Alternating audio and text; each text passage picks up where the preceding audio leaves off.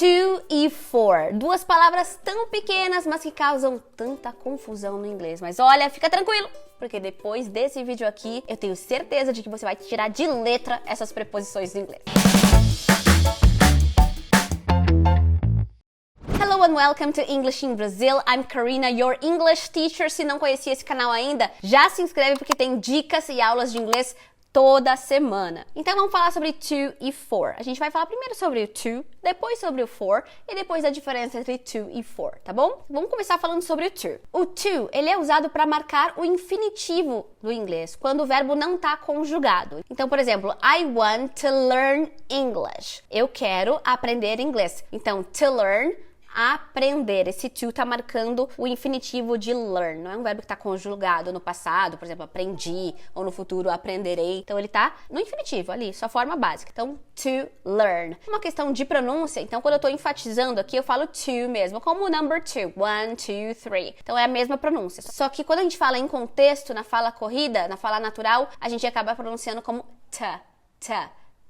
Então na fala natural, em vez de to, a gente fala I want to go. Porque ela fica bem fraquinha, então a gente usa a vogal schwa, que é esse símbolo aí. She needs to finish her homework.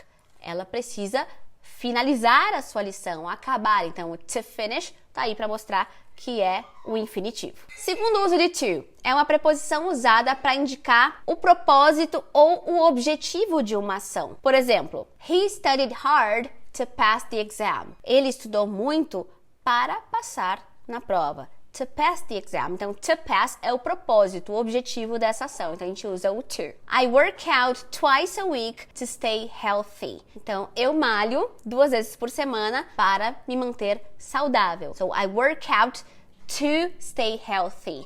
Aí, um propósito, um objetivo, estou usando o to. Terceiro uso de to é indicar o destinatário ou alguém que está recebendo alguma coisa de alguém. For example, she gave a gift to her friend. Ela deu um presente para seu amigo ou sua amiga. She gave to. Então, dar algo to someone. You give something to someone. Então, tá indicando aí que alguém vai receber, so I'm using to. Tanto que na carta, né, você coloca from, de, to, para. Então, é um destinatário. Tenta lembrar disso. Quando for um destinatário, alguém que vai receber algo, to. He sent an email to his boss. Então, quem é o recebedor aqui é o boss, o chefe, né? Ele mandou um e-mail para o seu chefe. So, give, send, after these verbs, we will probably use to. Próximo uso de to é indicar direção ou movimento para algum lugar. Por exemplo, I'm going to the store.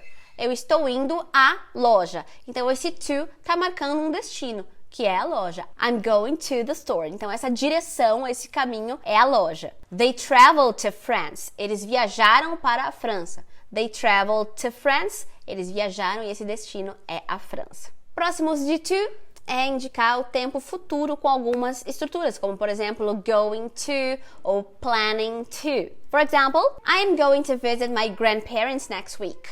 Eu irei, eu irei, né, tá marcando o futuro, visitar os meus avós na semana que vem. They're planning to have dinner at the new restaurant tonight. Então, eles estão planejando jantar no restaurante novo esta noite. Plan to, go to. To. Outro uso de to é demarcar um limite de tempo com algumas expressões, como, por exemplo, from to. Eu já falei sobre from to em cartas, né, como o remetente e o destinatário, né, a gente já falou sobre isso, mas também uma questão de tempo. For example, the store is open from 9 a.m. to 6 p.m. Então, a loja está aberta das 9 às 6 da tarde. Or, the road is closed from Monday to Friday. A estrada está fechada de segunda a sexta. So, esse to Friday é um limite de tempo. E o último uso que a gente separou aqui de to é para formar algumas collocations, algumas combinações entre verbos e preposições que são muito comuns na língua inglesa. Então, por exemplo, listen to. I listen to music every day. Eu escuto música todos os dias. Listen to me.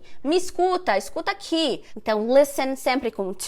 Talk to, a gente usa pra falar, a gente pode falar talk with também, mas talk for não. Então, talk to me, fala comigo, talk to me, I'm talking to my mom now. Tô falando com a minha mãe agora. Go to, você já sabe que a gente usa depois de go to. So let's go to the pub. Vamos ao bar. Let's go to the shopping mall. Vamos ao shopping. We react to something. A gente reage a algo. React to a video. React to this picture. React to. E várias outras collocations, algumas colocações entre verbos e preposições que pedem o to e não nenhuma outra preposição, porque é assim, né? Então aqui eu te dei alguns exemplos. Tá gostando desse vídeo? Calma que eu ainda nem cheguei no for, esse daí é o to, mas se você quiser já um presente, eu tenho aqui pra você. No link aqui da descrição, você pode baixar um e-book com a diferença entre to e for. E assim você já guarda esse material pra sempre. E também você já entra pra lista de espera pro meu curso, o English in Brazil, que é um curso completo do básico até o avançado.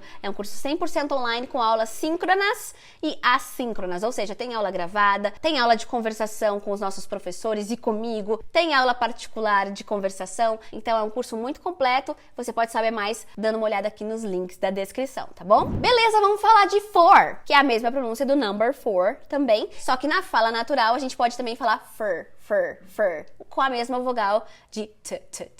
Então, this is for you. Em vez de this is for you, você pode escutar muito this is for you, for you. E às vezes só for também, né? O pessoal corta e já fala for you, for you, for you. Depende aí do sotaque e da velocidade de fala. O for é usado para indicar o propósito ou razão para uma ação ou um objeto. Peraí, que com exemplo fica muito mais fácil, né? I bought flowers for my mom. Eu comprei flores para minha mãe. Qual é o meu propósito? É expressar carinho ou amor para minha mãe. So, I bought something for her. Para ela, nesse sentido. Ou, he studied hard for the exam. Ele estudou muito for the exam. Qual é a razão aqui? Se preparar para a prova. Então, aqui a gente fala de propósito ou razão. Você pode ter em mente aí que o for vai funcionar. Segundo uso do for é marcar a duração a um período de tempo. Eu fico olhando para baixo que eu tô vendo meus exemplos aqui. Então, por exemplo, she lived in London for 3 years. Ela morou em Londres olha, eu falei por, que nem é o meu sotaque. Por 3 anos. For 3 years. Então, essa duração está sendo expressada através do for. Ou they will be on vacation for a week. Eles estarão de férias por uma semana, durante uma semana. Então, o for está indicando um período de tempo. O for, assim como o to, ele também é usado para indicar um destinatário, só que com outros verbos. Então, por exemplo, I made a cake for my friend. Então, eu fiz um bolo, o destinatário, o recebedor, é o meu amigo, né? Então, com o verbo make, a gente normalmente vai usar o for. He wrote a letter for his grandmother. Ele escreveu uma carta para a sua avó. Então, o for aqui é também um destinatário, mas tá vendo que eu tô usando outros verbos? Então, make, write. Então, aqui essa combinação com o for fica belezinha. For também é usado para indicar um destino para alguma determinada ação. Por exemplo, he's saving money for the trip. Ele tá juntando dinheiro, economizando dinheiro para uma viagem. Então, esse for tá indicando aí um propósito dele save money, que é a viagem. Então, a viagem, na verdade, é esse destino pretendido, for a trip.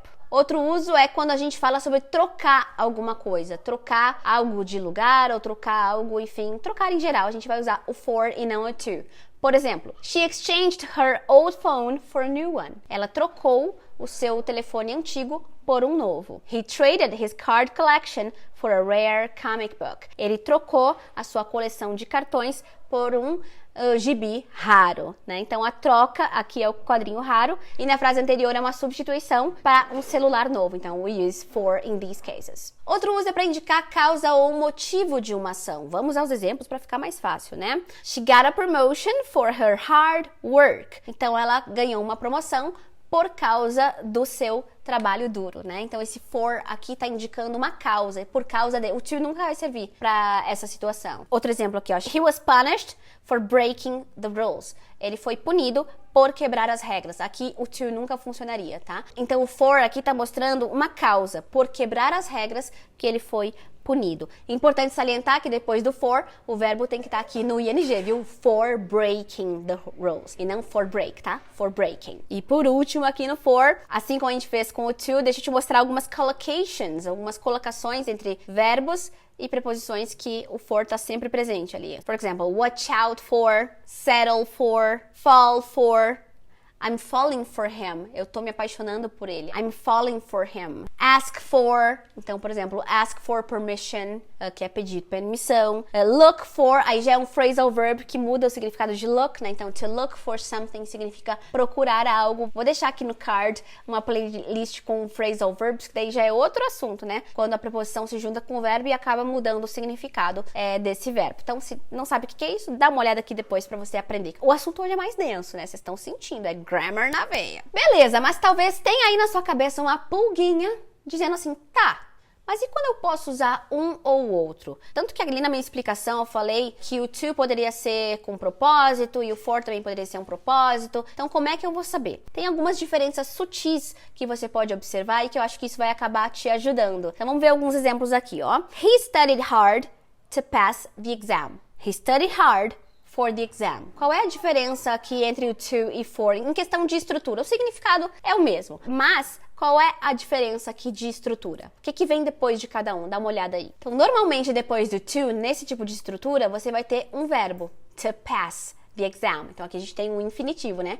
Para passar. Já depois do for, normalmente, você vai ter um substantivo, the exam. Então, você poderia dizer também, he studied hard for passing the exam, mas soa um pouco artificial, um pouco esquisito, tá? Talvez seja possível na língua, não sei. Deixa aqui nos comentários se você já ouviu isso. Mas o mais natural aqui seria he studied hard to pass the exam or he studied hard for the exam. Outro exemplo. I made a cake to give to my mom e I made a cake for my mom. Qual é a diferença aqui?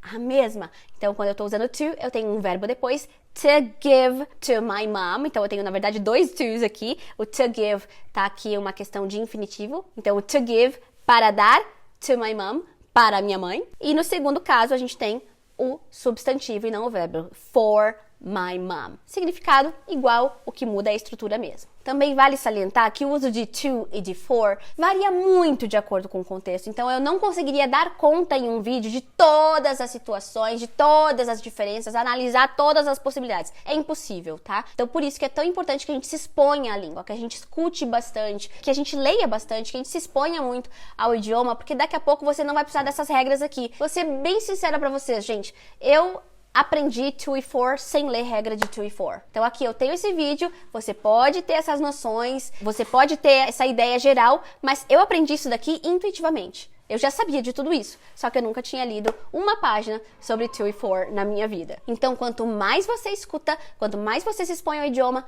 mais natural tudo isso fica, mas ainda vão ficar algumas dúvidas, fica tranquilo, porque até hoje às vezes eu vou escrever uma coisa formal e eu fico, será que aqui é at? Será que aqui é for? Será que aqui é to? Sempre bate ali, mas aí a gente pesquisa e a gente vai sempre aprendendo. Aprender inglês não tem fim, gente, a gente tá aprendendo todos os dias, o importante é você não desanimar e não deixar de se expor ao idioma, porque daí tudo que você já estudou lá vai enferrujar. Se gostou desse vídeo, me deixa um like e se inscreve no English in Brasil, que nesse ano a gente tá fazendo 10 anos de canal e eu vou ficar muito feliz em te ter junto aqui na nossa comunidade de English Learners and English Lovers. A gente se vê no próximo vídeo.